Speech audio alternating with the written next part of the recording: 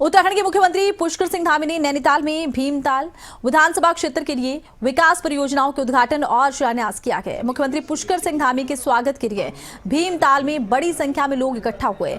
CM Dhami ने यहां कई डेवलपमेंट प्रोजेक्ट्स का उद्घाटन किया।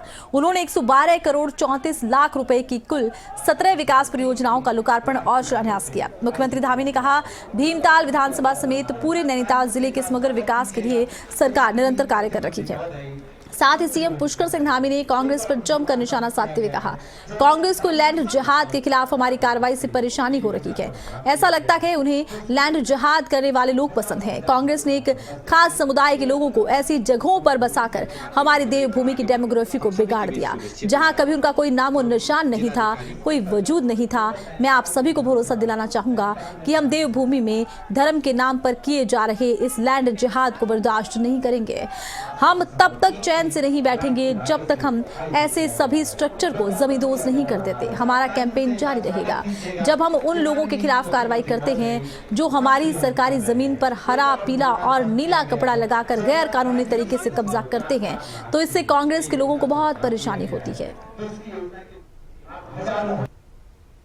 विकास के साथ साथ अपने सांस्कृतिक मूल्यों और डेमोग्राफी को भी संरक्षित रखने के लिए पूरी तरह से संकल्पबद्ध होकर काम कर रही है। जहां हमने प्रदेश में एक और सख्त धर्मांतरण रोधी कानून लागू किया है, वहीं हमने एक दंगा नियंत्रण के लिए, दंगा रोकने के लिए दंगा रोधी कानून लागू किया है। वहीं लैंड जिहाद, लव जिहाद और थूक जिहाद जैसी मुल्लावादी कट्टर प्रवृत्तियों के खिलाफ भी कड़ी कार्रवाई सुनिश्चित की है। बनभूलपुरा का उदाहरण आप सभी ने देखा होगा। हमारी सरकार ने जब बनभूलपुरा क्षेत्र में दंगा हुआ था, उन दंगाइयों के खिलाफ इतनी कठोर कार्रवाई करी थी, कड़ी कार्रवाई की थी कि आज भी कोई भी व्यक्ति अब सरकारी जमीन पर कब्जा करने से पहले 100 बार सोचता है, और जिन्होंने कर लिया है आजकल वो स्वयं ही उस कब्जे वाले स्थान को खाली कर रहे हैं, अपने कब्जों को स्वयं ही तोड़ रहे हैं। परंतु जब हम ये सब काम कर रहे हैं तो पूरे प्रदेश के लोग खुश हो रहे हैं। हमारे पूरे प्रदेश के लोगों में एक उत्साह का वातावरण है कि यहाँ की डेमोग्राफी, यहाँ के संस्कृति, यहाँ के सांस्कृतिक मूल्य खराब नहीं होंगे, देवभूमि का मूल अस्तित्व खराब नहीं होगा। लेकिन हमारे कांग्रेस के मित्र हमारे द्वारा जो हम लैंड जिहाद पर कार्रवाई कर रहे हैं, उस लैंड जिहाद पर कार्रवाई करने पर भी उनको दिक्कत हो रही है। भाइयों बहनों, इन्हें लैंड जिहाद करने वाले अच्छे लगते हैं। कांग्रेस ने हमारी देवभूमि की डेमोग्राफी को बिगाड़ने के ऐसे ऐसे स्थानों पर विशेष समुदाय के लोगों को बसाने का काम किया है, जहां कभी उस समुदाय के लोगों का कोई नामो निशान नहीं होता था, कोई अस्तित्व नहीं होता था। ऐसे स्थानों पर भी वो लोग बस गए हैं।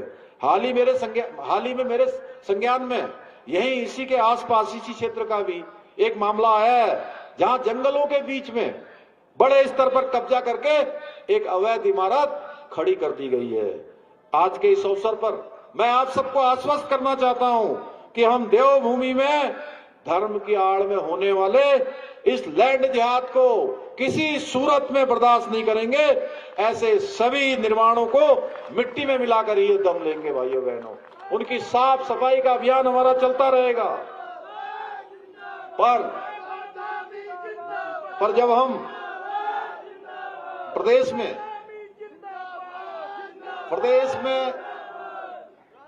में ऐसे स्थानों पर हुए अनेक अवैध अतिक्रमणों को हटाते हैं, जहां पर हरा कपड़ा, पीला कपड़ा, नीला कपड़ा डालकर हमारी सरकारी भूमि पर अवैध कब्जा करने वालों के, अतिक्रमण करने वालों के खिलाफ कार्रवाई करते हैं, तो इससे कांग्रेस के लोगों को बड़ी परेशानी होती है।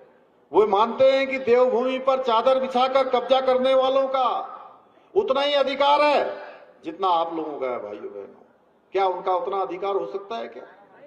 आप ही बताइए, ऐसे कब्जा करने वालों को देवभूमि में अस्तित्व रहना चाहिए क्या? क्या हमें इनके खिलाफ कार्रवाई बंद कर देनी चाहिए? अरे जोर से बोलिए, कार्रवाई करनी चाहिए कि नहीं करनी चाहिए?